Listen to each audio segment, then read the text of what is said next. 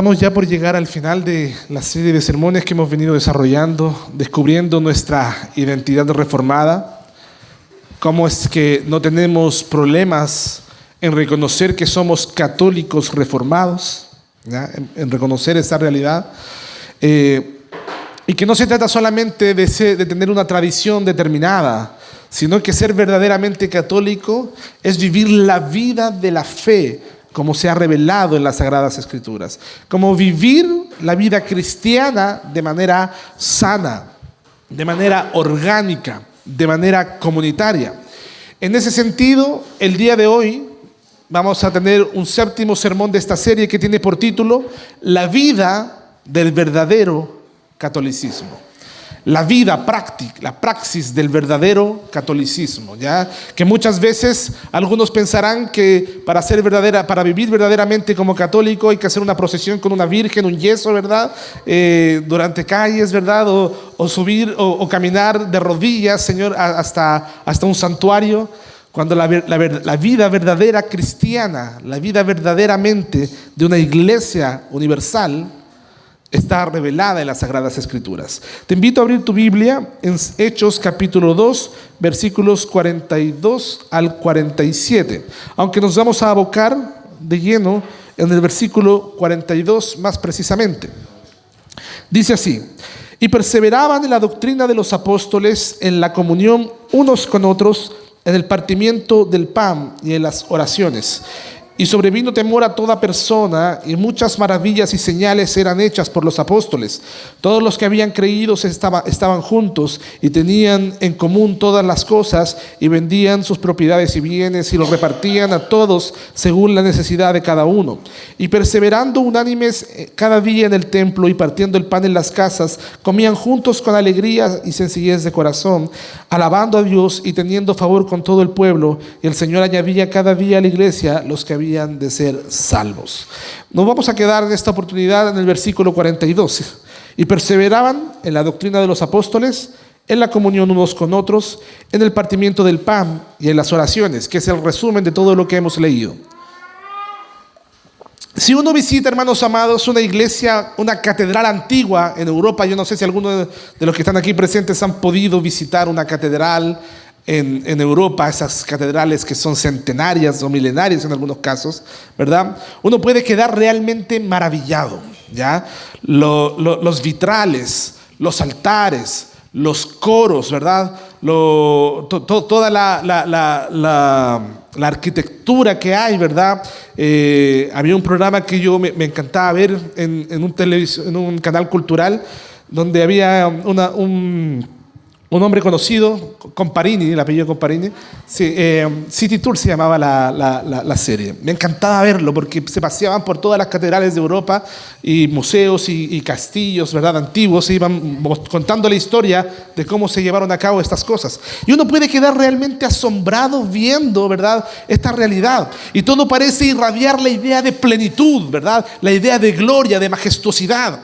Sin embargo, muchos de esos templos majestuosos hoy en día están vacíos, ¿verdad? Y son testigos de una fe que en algún momento fue sustituida por ritos vacíos y de un culto que con el paso de los siglos se llenó de formas, de formalismos, pero se vació de contenido, se vació de fe. Usted vaya y vaya a preguntar cuántos españoles, por ejemplo, cuántos franceses son asiduos a congregarse, a rendir culto a Dios, cuántos son cristianos realmente.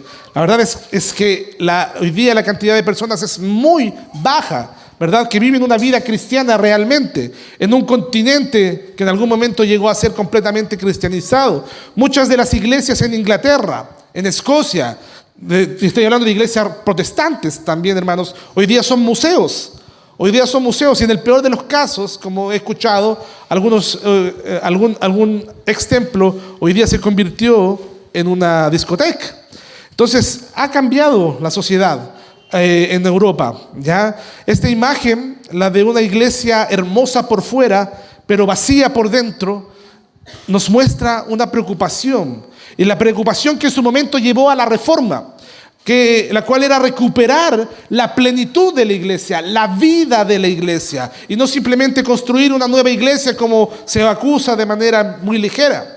Por lo tanto, en nuestra serie hemos establecido que somos católicos, pero no romanos, porque creemos, junto con los reformadores, que la iglesia de Cristo no le pertenece a Roma ni a Ginebra, ¿ya? Sino a Cristo mismo.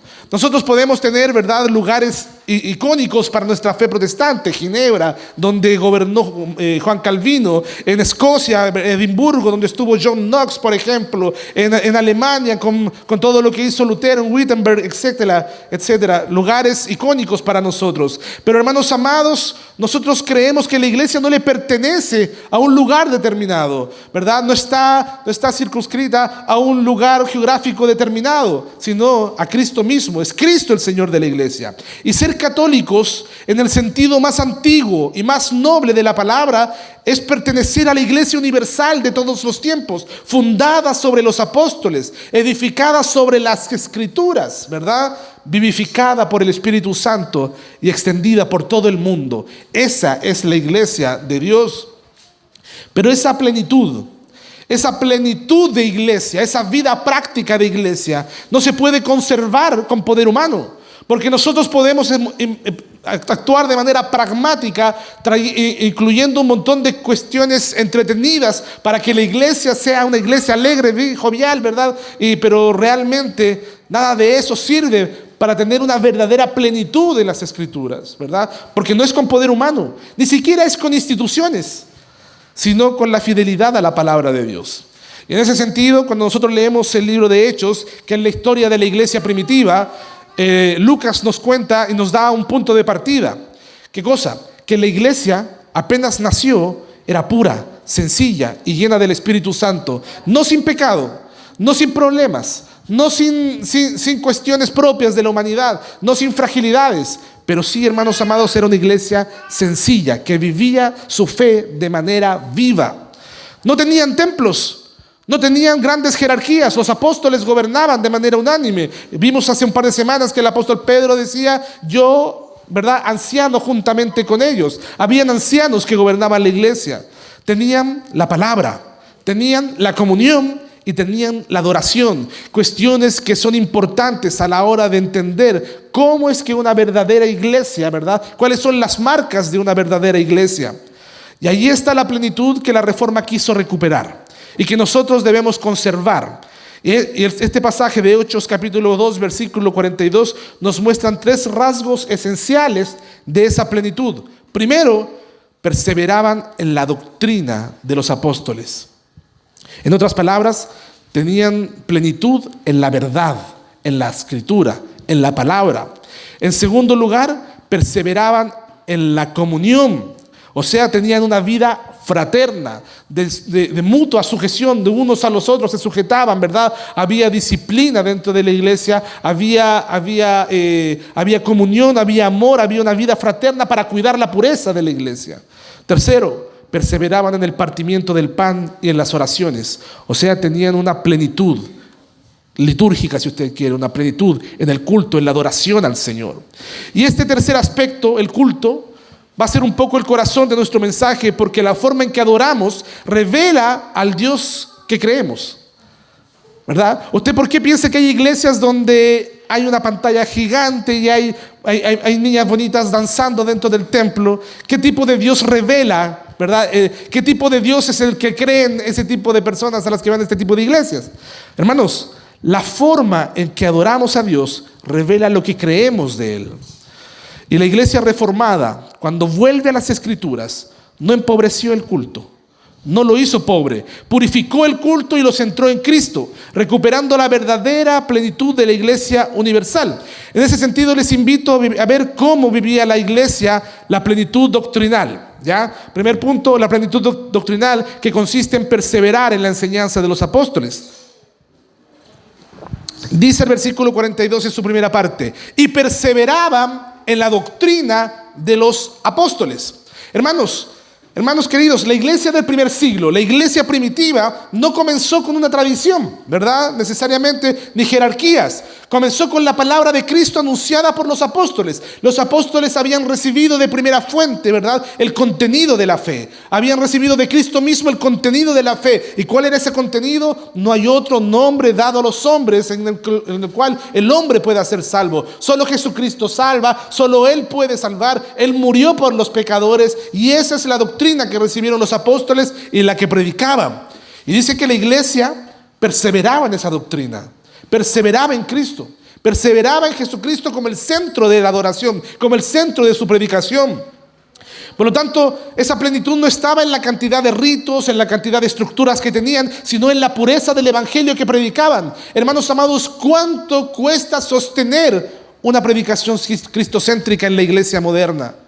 ¿Cuánto cuesta? Conversaba hace un par de días, hermanos amados, con una persona y cómo estaba cómo está esa tendencia tan naturalmente en el hombre a añadirle a Cristo, ¿verdad?, cuestiones, ¿verdad?, para ser salvo, para ser liberado, para ser sanado, ¿verdad?, para tener sanidad en el corazón, porque Cristo se vuelve insuficiente. En muchos cultos, para muchos cultos Cristo es insuficiente, pero la palabra, hermanos amados, pero la iglesia primitiva perseveraba en la doctrina apostólica, que nos dice que solo Cristo es suficiente. Eso es exactamente lo que la Reforma quiso recuperar. No fundó una nueva iglesia, sino que quiso volver a la enseñanza apostólica. Así que, como aquellos primeros cristianos que perseveraban en la doctrina, la iglesia reformada debe perseverar hoy día en las escrituras como norma de fe y de vida. Usted dirá, pastor, ¿por qué hablamos tanto de la Biblia? ¿Por qué le damos tanto lugar a las escrituras? Porque la escritura, hermanos amados, nos fue dejada por el Señor mismo, ¿verdad? Para que ningún hombre empiece a inventar cuestiones, ¿verdad?, atando las conciencias de las personas, ¿verdad? Sino que el Señor nos dio libertad y nos dio libertad en base a la escritura para tener acceso a la palabra de Dios y alimentarnos de ella. Por lo tanto, la reforma entendió que recuperar la plenitud de la iglesia significaba volver a la autoridad de la iglesia. ¿Y cuál es la autoridad de la iglesia? ¿Un pastor? ¿Verdad? ¿Será un grupo de pastores, de presbíteros? ¿La autoridad suprema? ¿Cuál será la autoridad suprema de la iglesia? ¿Será la tradición? ¿Verdad? ¿Será el papado? No, hermanos amados, es la escritura. Por eso las confesiones reformadas comienzan con esta doctrina fundamental. Usted váyase a cualquier confesión reformada y lo primero que van a establecer es que la escritura es la autoridad suprema, inclusive sobre la misma confesión que la confiesa. Westminster, en su artículo 1, capítulo 1, artículo 2, declara que la Biblia es inspirada por Dios y es la regla de fe y vida. Eso es lo que dice la confesión de Westminster.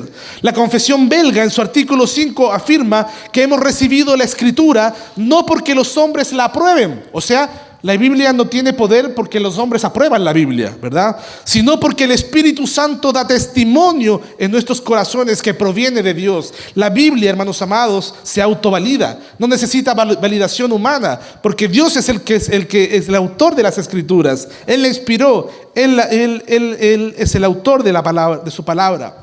Por lo tanto, esa fidelidad a la palabra de Dios es lo que nos une a la iglesia de todos los tiempos. Eso es lo que hacía la iglesia primitiva. ¿Qué cosa? Perseverar. Hermanos amados, usted dirá, pastor, pero ¿por qué todos los domingos tenemos que tener un sermón tan expositivo, un sermón tan bíblico? ¿Por qué de repente no nos toca un poquito más las emociones? Quizás dirá alguno. Pero cuando nosotros vamos a las escrituras, nos damos cuenta que ellos perseveraban en la doctrina. Y la palabra de Dios es suficiente, ¿verdad? La palabra de Dios, hermanos amados, dice en Timoteo, en la epístola a Timoteo, ¿verdad?, que es inspirada por Dios y útil para corregir, para redarguir, para instruir en justicia, de modo que el hombre de Dios sea perfecto. O sea, no necesita otro tipo de manipulaciones, otro tipo de estrategias para que el ser humano crezca en la fe, en la práctica del cristianismo. Hermanos, pero la plenitud de la iglesia debe comenzar escuchando la voz de Cristo por medio de su palabra. Pero no termina ahí. No se trata solamente de ser oidores de las escrituras, porque esa verdad recibida transforma, ¿verdad? Las escrituras, ¿verdad?, es como una espada de doble filo, dice Hebreos, que parte el corazón, ¿verdad? Que se introduce, que toca nuestros tuétanos, ¿verdad? Que nos confronta, que nos daña, pero que nos acaricia. Es como cuando alguien tiene una herida, ¿verdad? Que se le infecta y que sí o sí va a tener que pasar, ¿verdad? Un algodón con algún material o con algún químico que sane, ¿verdad? Esa infección, y eso va a doler demasiado, pero va a servir para sanar. Las Escrituras, hermanos amados, muchas veces confrontan nuestros corazones de manera firme. Y a veces duele escuchar la verdad. Pero hermanos amados, eso también nos ayuda a sanar, a ser verdaderamente libres, ¿verdad? Y conoceréis la verdad, dijo el Señor Jesús, y la verdad os hará libres. El Señor Jesús también dijo: santifícalos en tu verdad, tu palabra es verdad. Eso es el poder que tiene la palabra de Dios. Y lo que hace la palabra de Dios en la iglesia es transformarnos. Y transforma la comunidad, y transforma la adoración. Hermano amado, hermana amada, si usted sigue siendo el mismo, ¿verdad? Desde cuando usted llegó a la fe, usted tiene que preguntarse: ¿qué estoy haciendo bien o qué estoy haciendo mal? ¿Estoy realmente dedicando mi corazón a escuchar la palabra de Dios? ¿Estoy realmente prestando atención cuando se predica la palabra de Dios? ¿Tengo tiempo realmente para dedicarme a ser transformado por la palabra de Dios? Porque la palabra de Dios transforma, hermanos amados. Transforma, realmente transforma. Y en ese sentido, lo primero que transforma es la comunidad. Y como un punto 2, hermanos amados, vemos que la plenitud comunitaria consistía en perseverar en la comunión y en el partimiento del pan.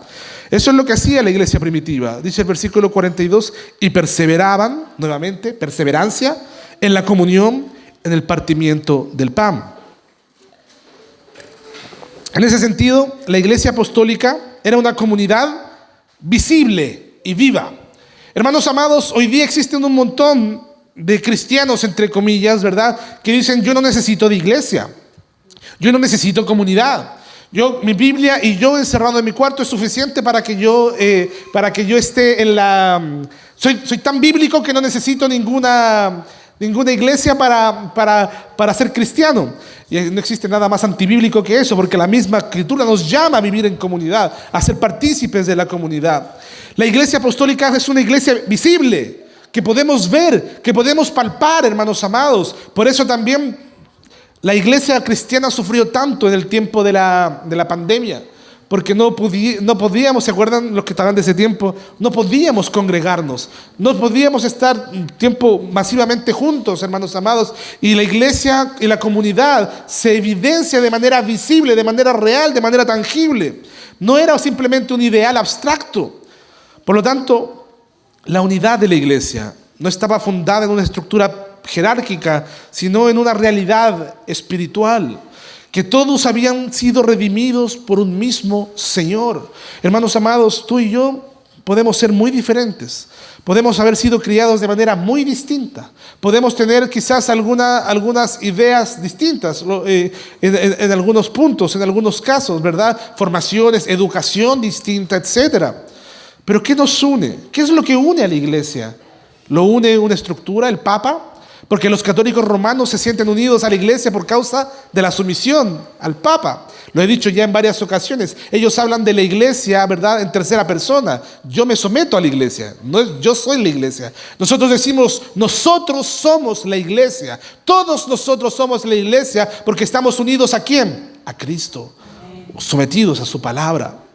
Hermanos amados, todos los creyentes, todos los cristianos habían sido redimidos por un mismo Señor, habían sido bautizados en un mismo Espíritu Santo y habían sido alimentados en una misma mesa por el Señor. Eso les daba a ellos una plenitud en el Evangelio. Por lo tanto, la unidad se expresa en lo cotidiano.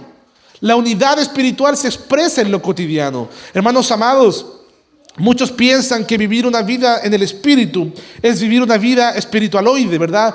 O espiritista, mejor dicho, ¿verdad? Viendo ángeles por todos lados, ¿verdad? Visitando el infierno, visitando el cielo. Y esa persona es muy espiritual, dirán algunos.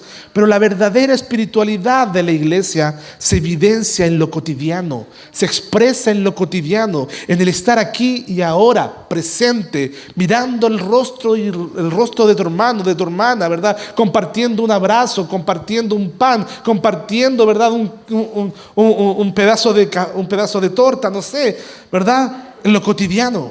Dice la Escritura que compartían sus bienes, oraban juntos, comían juntos, se consolaban unos a otros. Me encanta, hermanos amados. Yo sé que para la familia, siendo hijo de pastor, para la familia pastoral muchas veces es un poco incómodo, ¿verdad?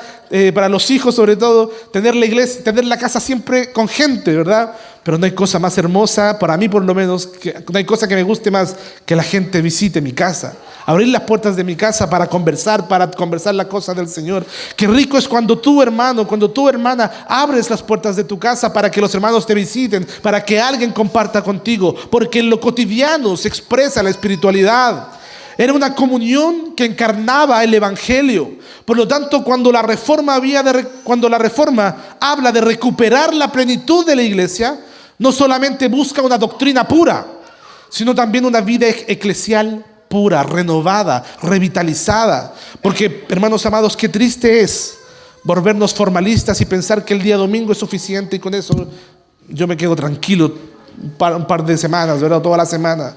Hermanos, necesitamos mucho más que eso, porque si no somos distintos a esa iglesia romana, ¿verdad? Que piensa que por cumplir con un par de sacramentos, ¿verdad? Ya tengo mi conciencia tranquila y puedo desaparecerme un buen tiempo, vivir como el diablo mismo y después reaparecerme para confesarme.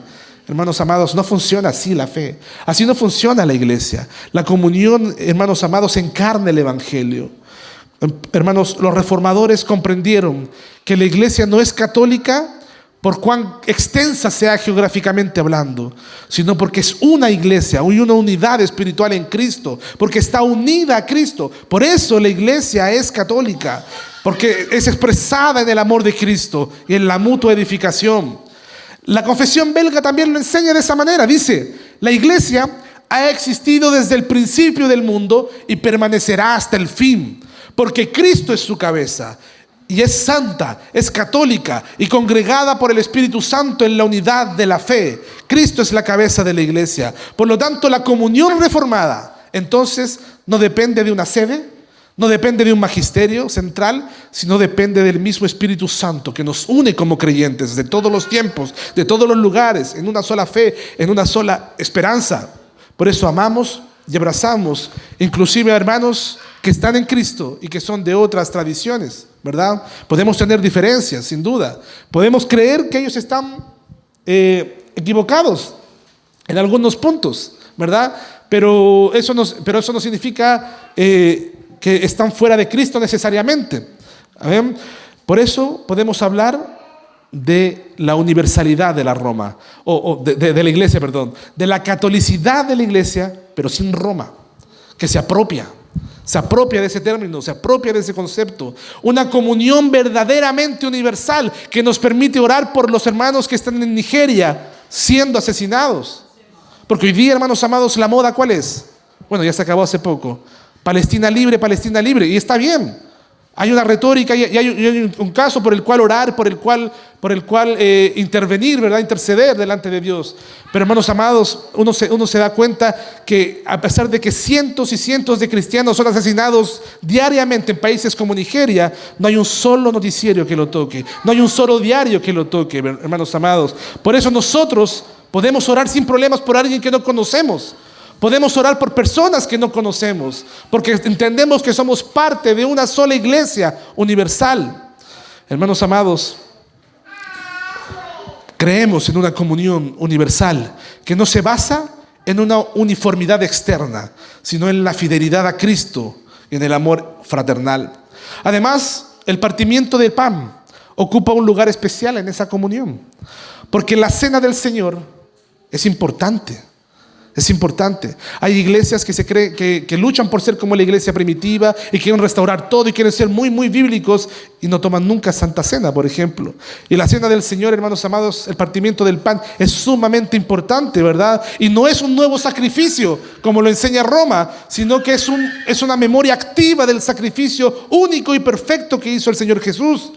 Ahí el pueblo se alimenta realmente, espiritualmente de Él, por medio de la fe. Es en la mesa del Señor donde la iglesia expresa su unidad. Por lo tanto, hermanos amados, usted se habrá dado cuenta que cuando tenemos cena del Señor, damos aviso. para que nos preparemos, para que apartemos ese tiempo, para que en ese momento nos fundamos, ¿verdad?, espiritualmente en Cristo como iglesia y estemos y vivamos esa comunión, ¿verdad?, esa unidad por medio de ese sacramento, esa dependencia común que tenemos de la gracia de Dios, porque allí se revela que no hay un cristianismo individualista. Es en la cena del Señor que se revela que el cristianismo no se puede vivir de forma individual. El cristianismo, por eso yo también soy un crítico en algún grado del individualismo que impera en la sociedad y que se ha adentrado profundamente a la iglesia de Cristo.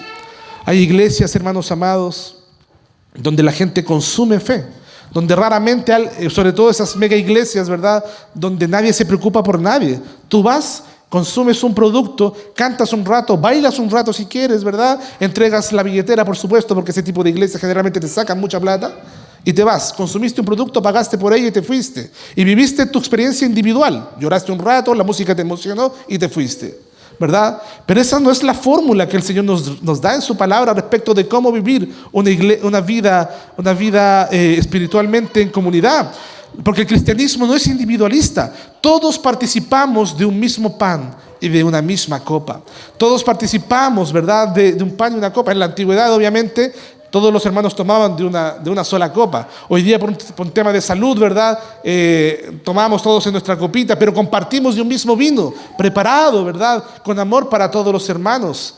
Inclusive Roma le ha quitado la copa al pueblo, ¿verdad? Con usted, no sé si ha tenido la oportunidad de ir a una misa romana, ¿verdad?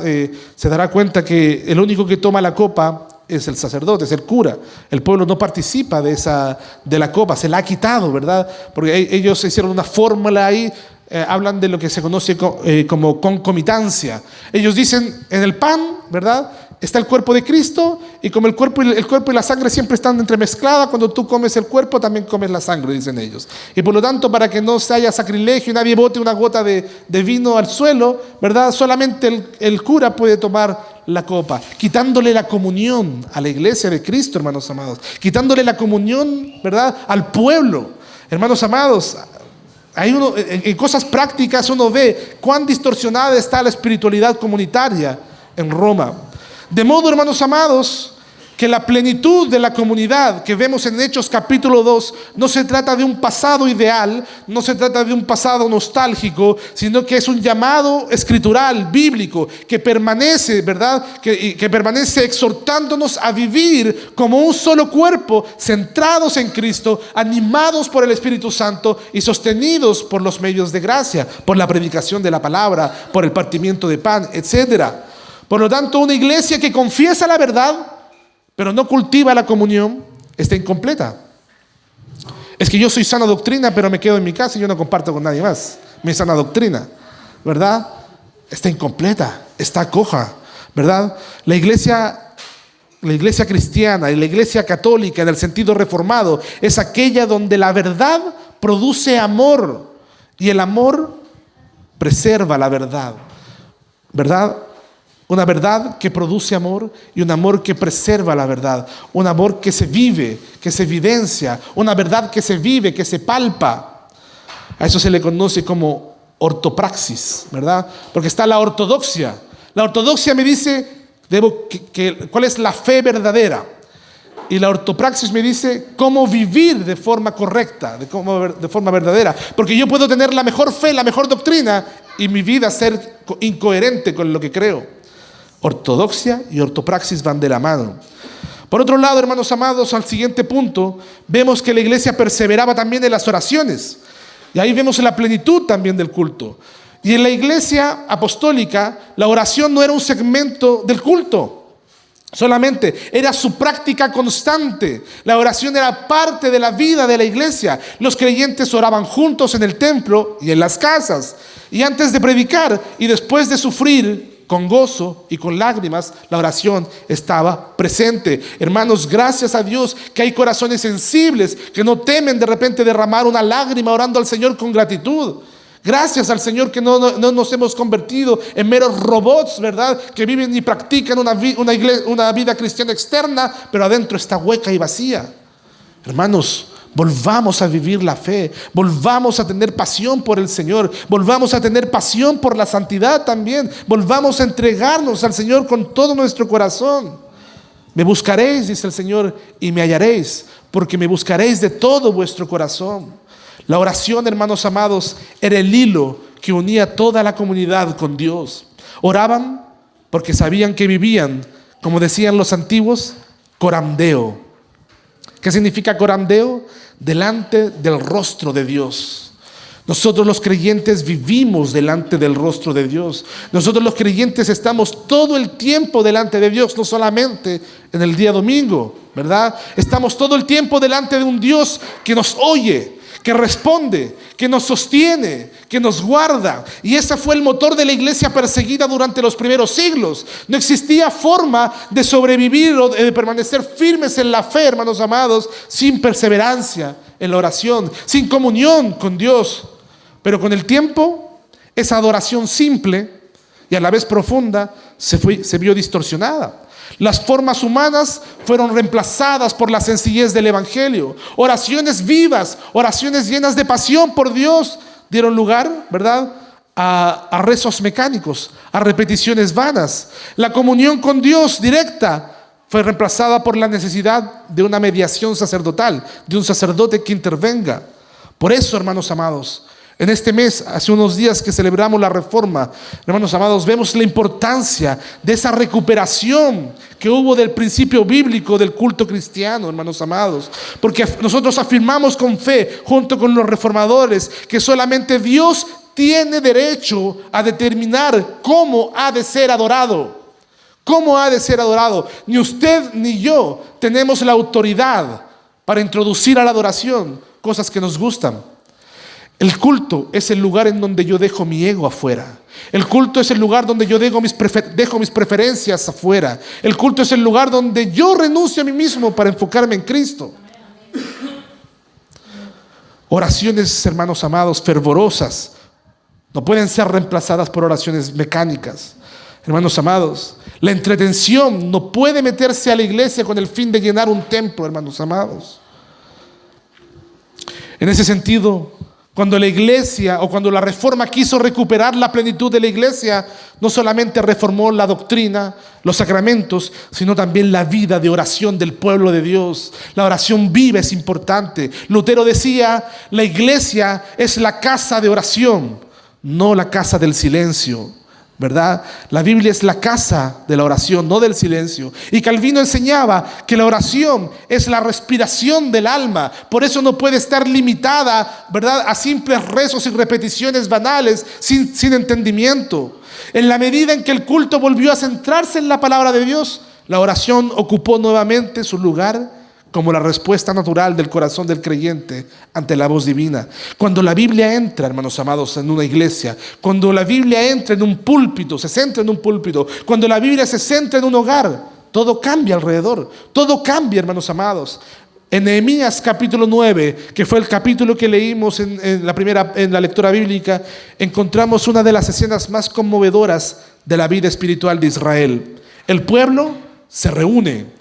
El pueblo escucha la ley del Señor, escucha la palabra del Señor durante horas y como respuesta se postra, confiesa, ora. A veces no tenemos nada que decir en nuestras oraciones porque hemos escudriñado muy poco las Escrituras. Hermanos, la oración brota de la palabra recibida. Hermanos amados, no se trata, o por lo menos en el pueblo de Israel, no se trató de una expresión vacía, no se trató de una repetición ritual, sino que ellos naturalmente reaccionaron, ¿verdad? Reaccionó un corazón que había sido confrontado por la voz de Dios. Ellos perseveraban en la doctrina de los apóstoles, dice Hechos 2, en la palabra, en el partimiento del pan y en las oraciones. Donde no hay palabra, no va a haber tampoco comunión ni oraciones vivas al Señor. Y ese modelo Nos enseña que toda oración genuina nace de un encuentro con la verdad bíblica. Y conoceréis la verdad y la verdad os hará libre. Hermanos amados, cuando yo entendí el Evangelio por primera vez, no pude hacer otra cosa que quedar postrado, tirado en el piso de mi dormitorio, llorando sin entender cómo Dios me había amado a pesar de mí, ¿verdad? De mi pecaminosidad. Cómo el Señor me había escogido. Hermanos amados, el encuentro con la verdad, el encuentro con la palabra, ¿verdad? Produce corazones que oran fervientemente al Señor.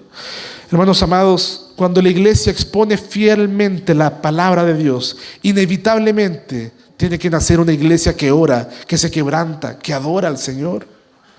La iglesia ora porque cree, ora porque depende. Hermanos, nosotros no oramos para para torcerle la mano a Dios. Nosotros oramos porque creemos y dependemos en Dios. La iglesia ora porque cree, ora porque depende, ora porque sabe que cada reunión, cada decisión, cada obra ocurre delante de la presencia de Dios. Pero hoy día muchas iglesias, inclusive reformadas, hemos descuidado la oración congregacional. Se ora poco, se ora apurado, inclusive se ora sin fe, mecánicamente. En las iglesias modernas, por ejemplo, la agenda del culto suele reservar más tiempo para la música o a los anuncios que para una súplica unida del pueblo de Dios. Y una iglesia que no ora puede mantener su forma externa, pero pierde, hermanos amados, su esencia.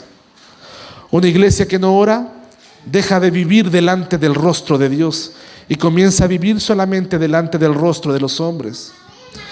Hermanos, si la oración ha perdido su lugar en muchas iglesias, modernas principalmente, es porque la palabra ha dejado de ser el centro que enciende el corazón. Por eso, como comunidad que vive corandeo delante de Dios, debemos velar para que la oración no se apague entre nosotros, para que la oración sea fortalecida entre nosotros, hermanos amados, sino que sea siempre la respuesta viva de un pueblo que ha oído la voz de su Señor. Hermano amado, hermana amada, si nosotros queremos ser una iglesia verdaderamente en el sentido reformado y apostólico, una iglesia católica, debemos recuperar la oración perseverante. Y perseveraban, y perseveraban, y perseveraban. Orar, palabra, comunión, oración, perseverancia en estas tres cosas. Debemos orar por la gloria de Dios. Debemos orar para que Dios sea glorificado y no el hombre en medio de nosotros. Debemos orar, hermanos amados, por la santidad de su pueblo, para que todos juntos, hermanos amados, nos santifiquemos más y más para agradar a nuestro Señor. Debemos orar por el avance del Evangelio, porque hoy en día muchos llegan al sepulcro sin un corazón arrepentido y necesitan escuchar la voz del Señor. Debemos orar por los que sufren y por los que aún no han creído o han endurecido su corazón. Porque una iglesia que ora de esa manera experimenta la plenitud del culto, porque reconoce su total dependencia del Señor. Para concluir, hermanos amados, la iglesia primitiva, las escrituras quedaron ahí para que nosotros aprendamos de ellas. Y la iglesia primitiva nos enseña que la plenitud no se encuentra en un gran templo, no en rituales, ni siquiera jerarquías, sino en la doctrina sana, en la comunión sincera, en la adoración verdadera y la oración perseverante delante del Señor. Y esa misma plenitud fue rescatada por los reformadores. Ellos no intentaron nada nuevo, sino que devolvieron a la iglesia lo que siempre había sido su corazón. Hoy día, como iglesia local, tenemos la oportunidad, hermanos, de revalorizar, de cultivar la comunión bíblica. Hermanos, no nos convirtamos en gente dominguera simplemente. No nos convirtamos en gente que vive su fe el día domingo dentro de estas paredes y después no se comunica con nadie, no se preocupa por nadie, no ora por nadie. Hermanos, no es suficiente asistir al culto o participar de forma superficial. Estamos llamados a vivir juntos la fe. Estamos llamados juntos a compartir nuestras vidas con los demás, a apoyarnos mutuamente, a crecer juntos en la obediencia a la palabra, a llevar los unos las cargas de los otros, dice Gálatas capítulo 6. Hermanos, cada culto, cada oración, Cada cena del Señor es una oportunidad para edificarnos, para edificar la plenitud de nuestra iglesia local. Velemos por esa unidad. Por lo tanto, que esto no sea un ideal lejano a nosotros, sino que tratemos de que sea una vida diaria, ¿verdad?, en nuestra comunidad. Y como aquella iglesia primitiva, nosotros sigamos perseverando en la palabra, en la comunión, en la oración. Recordemos una cosa, querido hermano, queridas hermanas. La iglesia verdadera, o mejor dicho, la verdadera grandeza de la iglesia, no se mide por el gran tamaño de hermanos, hermanas que tiene, porque algunos han reducido, ¿verdad?, el respaldo de Dios a tener una iglesia gigante, pero yo puedo tener un auditorio con 3,000, 4,000, 5,000 personas donde no hay una sola oveja de Cristo, lleno de cabras entretenidas, ¿verdad? Como decía Paul Washer, la iglesia moderna se ha dedicado a entretener las cabras y a descuidar las ovejas de Cristo. Hermanos, recordemos que la verdadera iglesia no se mide por el tamaño, por los adornos, sino por cuán fiel refleja la vida y la comunión que Cristo nos enseñó. Amémonos los unos a los otros. Que nuestra iglesia siga creciendo en plenitud, para que la gloria de Dios, ¿verdad?, y el testimonio fiel de su evangelio sea notorio.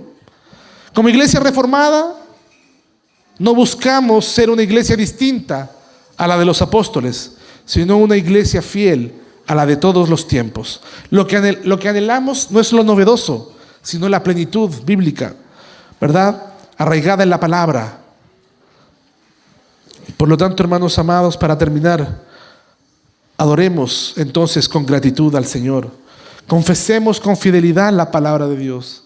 Vivamos con esperanza, sabiendo que estamos unidos a la iglesia que comenzó, esa misma iglesia que comenzó en Jerusalén, que fue renovada por la reforma y que sigue viva donde Cristo es proclamado. Que el Señor nos conceda seguir siendo una iglesia que vive delante de su rostro. Quiero invitarte a que oremos en esta hora.